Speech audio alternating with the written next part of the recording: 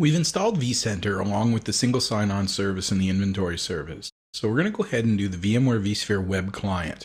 Now, effectively, the web client provides a lot of the functionality that we'd expect to see inside vCenter, at least from an interface perspective. We're still going to need the vCenter service itself to actually be installed somewhere. Now, the vSphere web client can be installed on another server for scale or for additional security. I'm going to go ahead and install it on my vCenter virtual machine.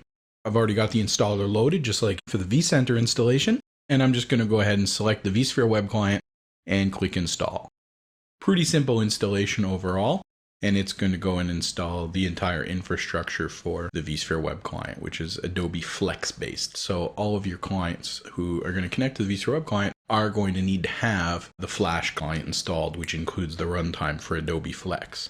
And if you're going to access that interface locally from the server, you should also have Adobe Flex installed here. Okay, I'm just going to go ahead and click next for the welcome. And again, we have a patent listing and our end user license agreement to deal with. And then wherever I want to install it. And once again, we can change the ports, but there's no real need to do that. However, you will see that unlike the normal 80 or 8080 that you typically see with a web server, here it's 9090, and our HTTPS port is 9443. This is useful because if we already have the single sign-on service installed and vCenter installed and so on, we're not going to get conflicts with their ports. So I'm just going to click next.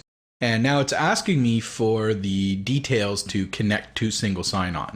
When we installed single sign-on, we had a user called admin@system-domain. That's still valid here. We haven't added any additional users to single sign-on. So I'm just going to go ahead and provide the password that I previously set.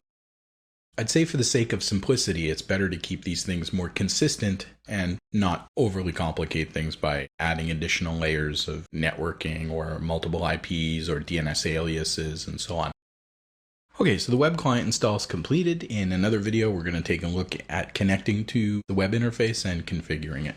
For now, I'll just go ahead and click finish.